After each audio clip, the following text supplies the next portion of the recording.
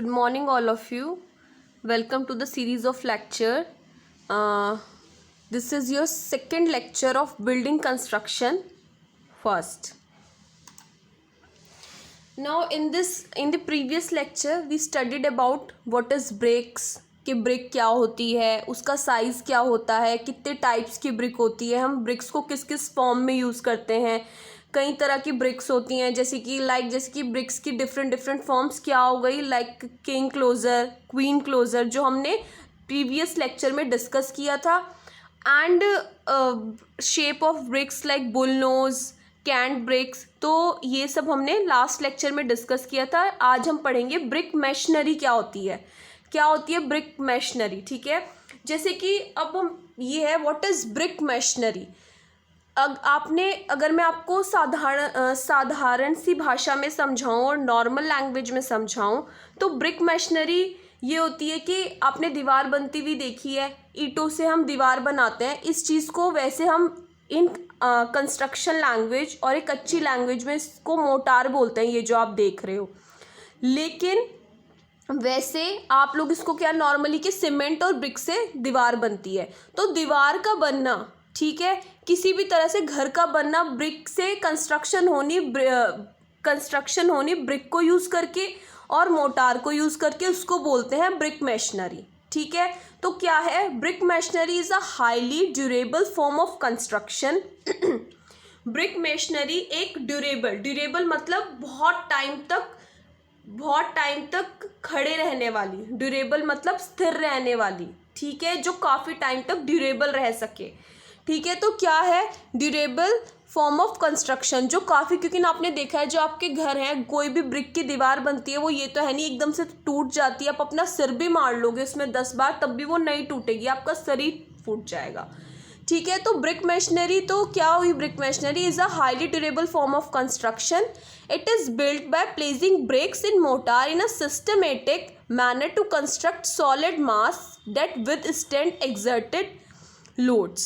ठीक है, इसका ये मतलब है कि क्या है, इट इज़ बिल्ट, कैसे ये बनती है, ब्रिक्स को हम प्लेस करते हैं मोटार में. ठीक है, एक हमने ब्रिक की लेयर लगाई, उसके ऊपर फिर मोटार लगाया, फिर ब्रिक की लेयर को प्लेस किया, फिर उससे दीवार बन जाती है. इसको क्या बोलते हैं? Brick machinery.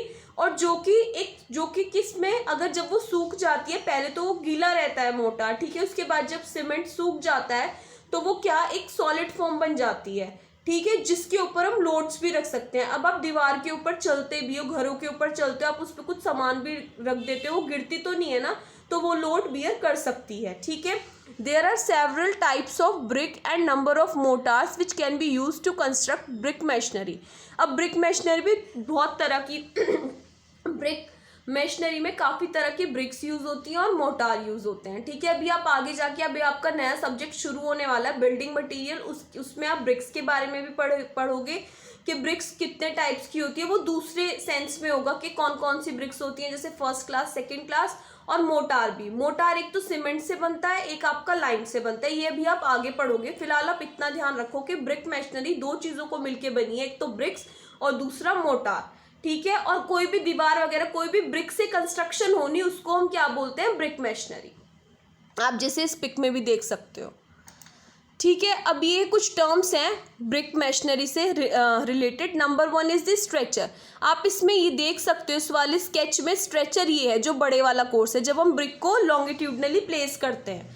ठीक है, तो क्या है, a stretcher is a longer face of the brick, a course of brick in which all the brick are laid as stretcher on facing is known as stretcher course. ठीक है, और जब हम ये है, अगर सारी ब्रिक्स इस तरीके से लेड हुई हो तो हम इसको बोलते हैं स्ट्रेचर कोर्स, और जो longer face of the brick होता है वो स्ट्रेचर होता है.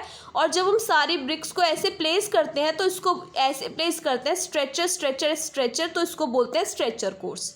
ठीक है, header, what is header? Header is a shorter face of the brick. जो शॉर्टर फेस होता है ब्रिक का, उसको बोलते हैं हेडर. जैसे कि ये स्ट्रेचर कोर्स है, ये हेडर कोर्स है. ये देखो, स्ट्रेचर से ये आधा है ना, तो ये हो गया आपका हेडर कोर्स. तो इसमें सारे हेडर हैं, तो हम इसको क्या बोलेंगे? हेडर. ठीक है, और जहाँ मतलब जिस कोर्स में हेडर, सारे हेडर से यूज हुए हैं, उसको बोलते हैं हेडर कोर्स. अब व्हाट इज लैप? क्या होता है? Lap is the horizontal distance between the vertical joint of successive brick courses. ठीक है। This is the lap. ये जो है ना, ये जॉइंट आ रहे हैं, देखो मैं आपको प्रीवियस उससे बताती हूँ। इसमें ये देखो, ये तो आपका कौन सा कोर्स है, ये सारे स्ट्रेचर कोर्स ही है, ठीक है। तो ये दो कोर्स हैं, इनके बीच में जो डिस्टेंस है, ठीक है, जहाँ पे मोटार फिल हुआ हुआ है, इसको बोलते हैं लैप, ठीक है। Now what is perpend? Perpend क्या होता है? Perpend is this imaginary line. ये इमेजिनरी लाइन होती है ना, इसको बोलते हैं perpend. A perpend is an imaginary vertical line which includes the vertical joint separating two adjoining bricks. Perpend एक इमेजिनरी लाइन है जो दो ब्रिक्स के बीच के डिस्टेंस को इंडिकेट करती है, ठीक है। ये दो ब्रिक्स हैं, इस वाली इमेज में देखो, इस वाली इमेज में ये दो ब्रिक्स हैं, इनके बीच ये वाला डिस्टेंस है, इसको क्या बोलेंगे? परपेंट बोलेंगे। It is the imaginary line, ठीक है। और जो हॉरिजॉन्टल डिस्टेंस है उसको क्या बोलेंगे? उसको बोलेंगे लैप, और वर्टिकल डिस्टेंस को बोलेंगे परपेंट, ठीक है। Now what is bed? A bed is the lower surface of the brick when laid flat. This is the bed, this is called bed. जब हम ब्रिक को ऐसे लेड करेंगे तो this is called bed. Now what is quoin? Quoin क्या होता है? Quoin, it is the corner और the external angle on the face side of the wall. Generally quoins are at the right angles, ठीक है। इसको हम बोलते हैं क्योन। जब भी हम स्टार्टिंग में कोई भी चीज़ लगाते हैं उसको हम बोलते हैं क्योन, जो सबसे फर्स्ट होगा। लाइक जैसे कि मैंने सबसे यहाँ पे मैंने हेडर लगाया, क्योंकि मैं सबसे पहला हेडर यहाँ पे प्लेस कर रही हूँ, उसको बोलेंगे क्योन हेडर। अगर मैं यहाँ पे क्वीन क्लोजर प्लेस करती तो उसको बोलेंगे क्योन बोलेंगे, इसको बोलेंगे क्योन हेडर, क्योन बेड। इसी तरीके से जब जो भी चीज़ हम सबसे पहले प्लेस करते हैं उसको बोलते हैं, उसको क्योन के नाम से जाना जाता है। जैसे quoin closer, this is the quoin closer, ठीक है। और generally quoins are at the right angles, right angle पे होते हैं quoins. Now what is toothing? Toothing क्या होता है? टूथिंग होती है ये चीज़, ये देखो, ये जो चीज़ है ना, आपने देखा होगा कि ब्रिक वर्क में भी वॉल्स में इस तरीके से कभी कभी ऐसे छोड़ दिया जाता है, एक ईंट बाहर निकली हुई है, एक अंदर, एक बाहर, एक अंदर। तो ये इसलिए करते हैं कि अगर हमें फर्दर फ्यूचर में कोई वॉल बनानी पड़े, उसको आगे बढ़ाना पड़े, तो हम इसके लिए ये जगह छोड़ देते हैं। तो क्या हुआ टूथिंग?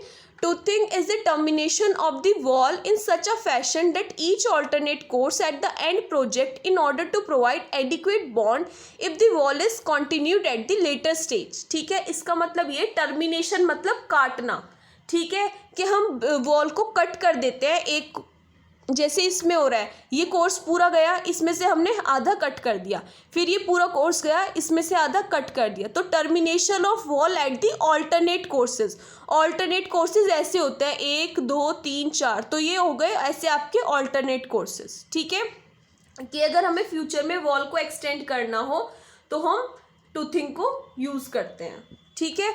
एक ये इसी तरीके से रैकिंग होती है। टूथिंग में तो हमने ऐसे छोड़ दिया, एक कोर्स प्रोजेक्ट कर रहा है, दूसरा अंदर की तरफ है। रैकिंग में हम इसको ऐसे कर देते हैं, जैसे कि आप स्टेयर्स चढ़ते हो ना, तो स्टेप फैशन में वॉल को छोड़ देते हैं, ठीक है। तो what is ranking? It is the termination of wall in stepped fashion.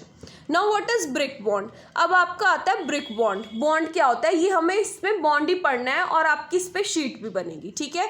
तो बॉन्ड क्या हुआ? Bond is the interplacement of bricks found when they are lay immediately below और above them. It is the method of arranging the bricks in courses so that individual units are tied together and vertical joint of the successive courses do not lie in the same vertical line.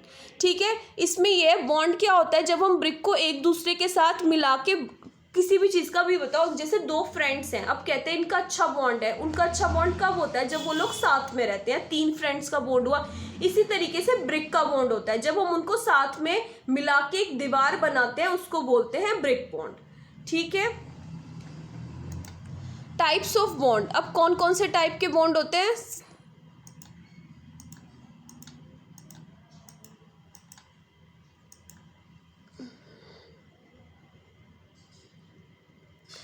Types of bond, यहाँ पे this is the stretcher bond. It is by mistake, ये stretcher bond है, इसको आप ठीक कर लेना, ठीक है। यहाँ पे भी स्ट्रेचर लिखा हुआ है। Stretcher bond is the one in which all the bricks are laid as stretcher on the face of the wall. इसमें क्या होता है? स्ट्रेचर बॉन्ड में ये होता है इसके स्ट्रेचर बॉन्ड में ना सारे ऐसे होते हैं, देखो जैसे आप यहाँ पे देख सकते हो, ये इस तरीके से प्लेस होता है जैसे सारे कोर्सेज में स्ट्रेचर की तरफ से हम ब्रिक को प्लेस करते हैं, ठीक है। और इसमें सिर्फ हम एक बहुत पतली वॉल बना सकते हैं जो कि कहाँ पे यूज़ होती है, पार्टीशन वॉल में, स्लीपर वॉल में, डिवीजन वॉल और चिमनी स्टैक्स में, ठीक है। This is the stretcher bond, ठीक है। अब आप ये देखो, जैसे हमने ये प्लान है, सपोज मैंने एक ये रखी, एक ब्रिक ये रखी यहाँ पे, ठीक है। उसके बाद में फिर मैं यहाँ पे मेरा दूसरा कोर्स क्या होगा, एक चीज़ ये होती है कभी भी आपके ना ये जो लाइन है ये एक दूसरे के साथ नहीं आती, अगर ये एक दूसरे के साथ आएगी तो हिल के हमारी वॉल गिर जाएगी। तो इसमें क्या होता है, ये जो है हम इसको ऑल्टरनेटली प्लेस करते हैं, ठीक है। अब जैसे कि यहाँ पे ये मेरा फर्स्ट कोर्स है, ये मेरे सेकंड कोर्स है, तो मैं इसमें दोबारा से इसके ऊपर स्ट्रेचर नहीं प्लेस करूँगी। आप देखो ये इसका प्लान देखो आप, ठीक है। ये आपका फर्स्ट कोर्स आपका ये है, ठीक है। तो ये आपका स्ट्रेचर ये स्ट्रेचर है। उसके बाद में सेकंड कोर्स में पहले क्या प्लेस हुआ हुआ है, हेडर प्लेस हुआ हुआ है, ठीक है। फिर स्ट्रेचर क्योंकि ये इसकी कॉन्टिन्यूटी ब्रेक कर दी एक हेडर ने प्लेस होके। देखो अब यहाँ पे पहले स्ट्रेचर है, आप ध्यान से देखो, ये स्ट्रेचर हो गया। उसके बाद में जब दूसरा कोर्स आया पहले हमने हेडर को प्लेस किया, ठीक है, फिर स्ट्रेचर, जिससे कि ये लाइन आपस में कोलाइड ना हो जब आपकी वॉल वर्टिकली ऊपर जाए। देखो जैसे सपोज यहाँ पे स्ट्रेचर हो गया एलिवेशन में, देखो उसके बाद में मैंने यहाँ पे हेडर प्लेस किया। हमने ना हमें ये दोनों लाइंस को ना ज्वाइन नहीं करना, अगले हमें इनको ब्रेक करना है, तो हमने यहाँ पे एक हेडर लगा दिया, ठीक है। Second is the header bond. Header bond में क्या होता है, हेडर बॉन्ड में सारे इस तरीके से हम हेडर को प्लेस करते हैं, ठीक है। कॉन्टिन्यूटी को ब्रेक करने के लिए हम इसमें बैट लगा देते हैं, जैसे कि मैंने आपको बैट पढ़ाई थी ना कि थर्ड फोर्थ बैट क्या होती है, बैट क्या होती है, जब ब्रिक को हाफ कट कर देते हैं उसको बोलते हैं हाफ बैट, और जब इसको 3/4 उस पर कट करते हैं तो उसको बोलते हैं 3/4 बैट, ठीक है। तो आपका हेडर बॉन्ड इस तरीके से होता है। हमने हेडर प्लेस करे फर्स्ट कोर्स में, ये हमारा फर्स्ट कोर्स है, पहले हमने एक बैट प्लेस किया, उसके बाद सारे हेडर प्लेस किए, ये हम, ठीक है। उसके बाद में फिर हमारा जो सेकंड कोर्स होगा हमने इस तरीके से बैट प्लेस की, फिर हमने ऐसे हेडर को प्लेस कर दिया, ठीक है। आप इसमें देख सकते हो,